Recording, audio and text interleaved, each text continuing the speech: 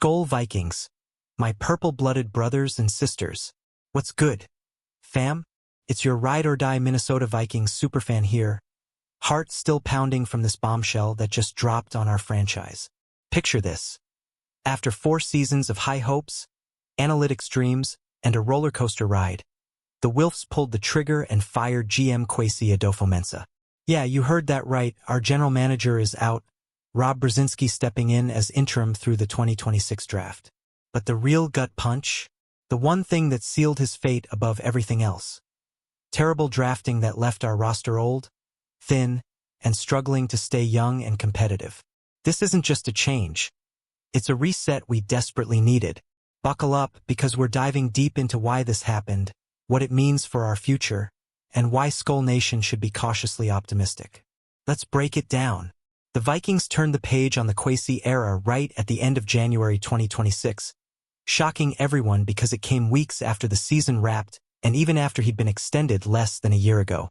Owners Mark and Zygi Wilf made it clear. After careful end-of-season meetings, new leadership in football operations was best for the team. They thanked Kwesi for his contributions but emphasized building a championship contender. Rob Brzezinski, our longtime EVP of football ops, takes the reins interim style through April's draft, familiar face, cap wizard, working hand-in-hand with coach Kevin O'Connell. Fans, does this timing surprise you as much as it did me? Diving straight into the heart of it, drafting was the killer. Kwesi had 28 picks across 4 drafts, 7 per year, and the hits were painfully few.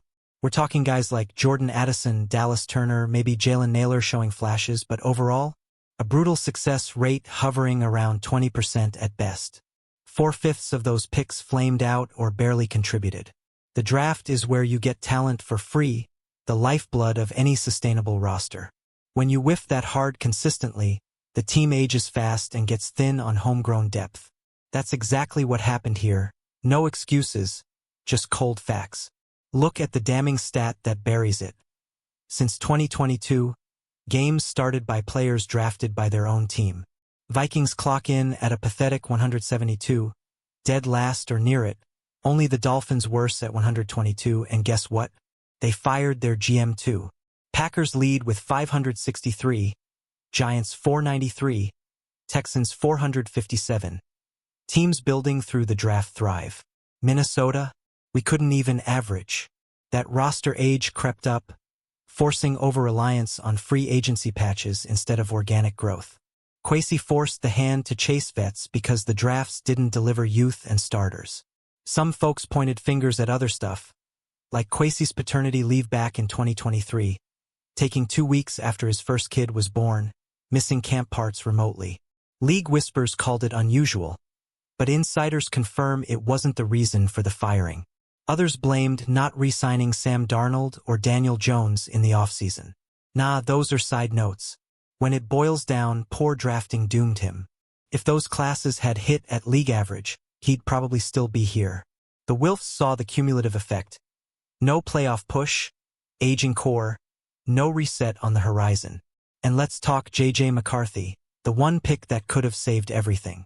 Drafted high in 2024 as our future QB1, massive belief from Kwesi. But injuries sidelined him for 70% of games so far. If McCarthy had balled out in 2025 like we hoped, Kwesi might be hailed as a genius right now. Instead, the spotlight's on whether a new regime trusts him long-term. Reports say a fresh GM might not have the same ties, could push for changes sooner. With our cap spot, maybe another year to prove it, but no big free agent splash likely. This QB question looms huge now. The roster became one of the NFL's oldest pound for pound.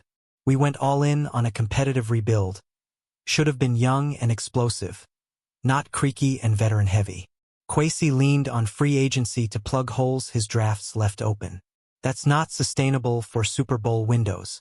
True contenders draft well first, sprinkle free agents as the cherry. Our next leader, whether Brzezinski sticks or we hire fresh, has to prioritize the draft to inject youth, speed, and starters who stick around 4+ years. Thankfully, this firing opens the door to dreaming big again. No more dreading draft day as a guaranteed underwhelm. We can hope for competent picks that actually play and contribute. Imagine rookies starting, building depth, keeping the core fresh. That's how you contend year after year. The pain of the last 4 drafts? It's over. New chapter starts now. With Brzezinski steering through free agency in March and the 2026 draft in April, stability's their short term. He'll collaborate tight with O'Connell and the staff. After the draft, a thorough search for the permanent GM could be internal, could be a splash hire. Names floating already, but the focus is getting it right. This shakeup screams urgency to fix the foundation. Kevin O'Connell's shoulders carry even more now. Play calling, culture, developing McCarthy or whoever's under center. But with Flores locked in on defense making big bucks, the defensive side solid. Offense needs that same youth injection. Are we primed for a bounce back? I feel the energy shifting already. Skol fam, this hurts because we invested hope in Kwesi's vision. But sometimes you gotta cut losses to rise higher. The Vikings couldn't thrive with another thin draft class. Now we fix it. What's your take? Did drafting kill his tenure or was there more? Drop it in the comments, I read every one. If this fired you up like it did me, smash that like button hard. Comment your thoughts on McCarthy's future or the next GM. Subscribe for all the latest Minnesota Vikings news updates. Don't miss a beat, and share with your fellow Skol crew. Let's grow this community purple strong. Together, we're unstoppable. Until next time, stay loud, stay proud. Skol Vikings forever.